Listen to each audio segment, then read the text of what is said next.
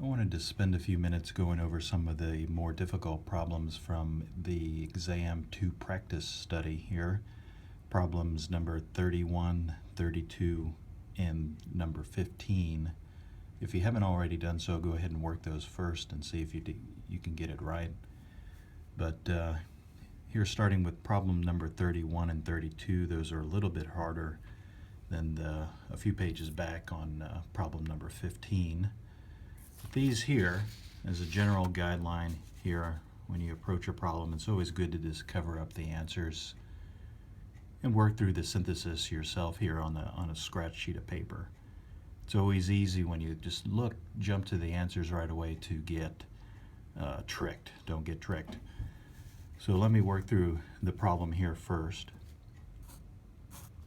On this one here, number 31, we've got this phenol here. Here, when you analyze this problem, a phenol is an electron donating group. And that is because it has a lone pair of electrons that can contribute to the activity of the ring by donating its electrons there. So electron donating groups here, once we analyze this, will activate the ortho-para positions here. That's where you will mainly see.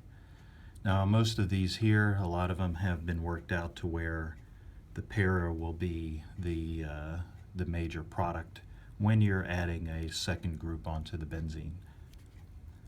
So let's see, we got this compound here. That is a Friedel-Crafts acylation. One of the key things with acylations, it's usually carried out first. And it's carried out first a lot of times to avoid very deactivated rings. But here in the mechanism, this will react with the aluminum chloride.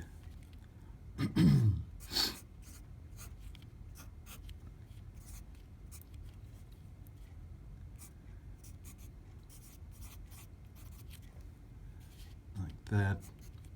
We have an unstable chlorine that pops off of there, and we form the acylium ion.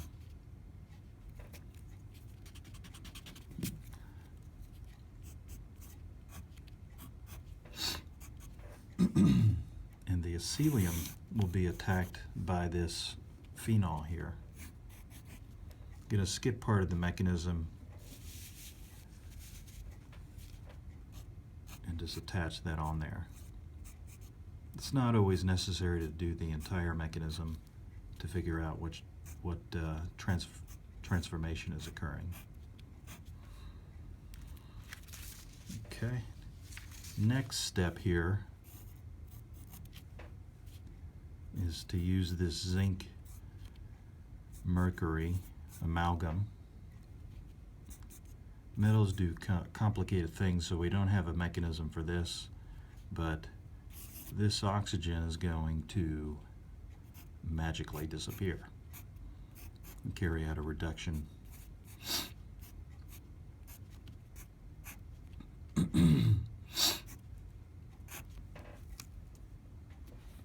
So here we have a primary alkyl halide that's been added without any kind of rearrangement.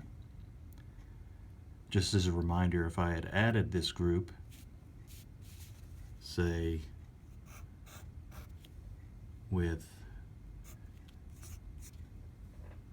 this compound here, this is a side note, and aluminum chloride,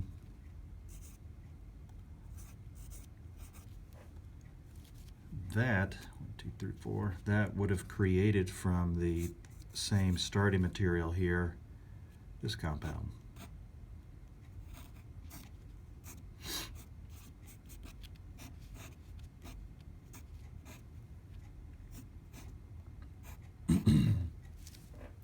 Here it is shifted over to the secondary position. Here, that's because you always, with these longer compounds, if they're, as a general rule, longer than an ethyl group. There's always exceptions, but longer than the ethyl group here, it's always going to shift over to that secondary position. That is a 1,2 hydride shift.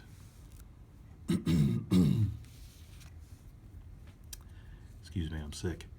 So the only way to add this on right here is to carry out the acylation here with this acyl group, remove it with the zinc mercury amalgam. You can also use hydrazine mixtures.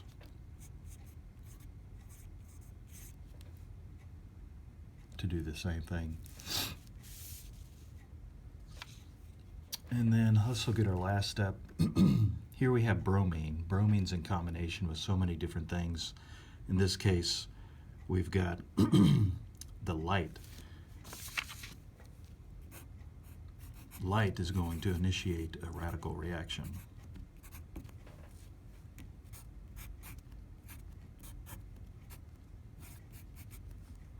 Okay, so the mechanism for a radical reaction here,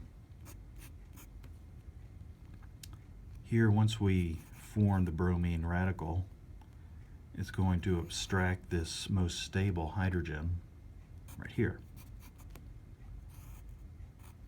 That will form the most stable radical.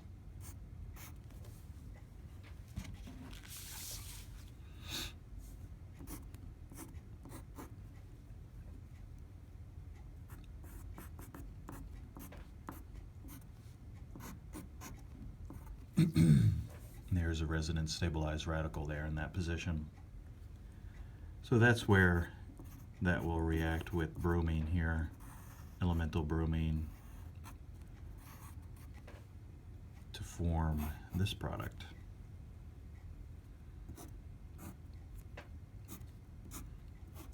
With bromine, it's a good idea to try to really focus on the secondary reagents or conditions that are being added there, like I said in class.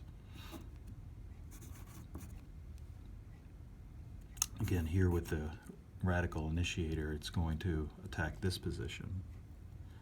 So now we actually have the answer right there. And we can go through and look at these answer choices now.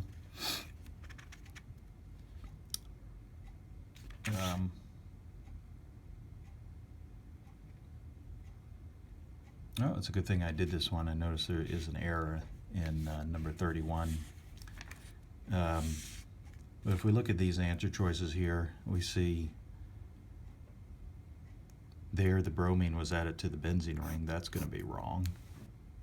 Same thing over here. Could have eliminated those two. C is indicating that there was a shift, as in the case of right here, where this reagent was used, but that's not the case for this reaction, so that one is wrong. And this is an error. This is a copy and paste error right here. This shouldn't be in here at all. This problem's still somewhat good. It probably was a discard from last year, but here is the answer choice right here. Still a good problem though.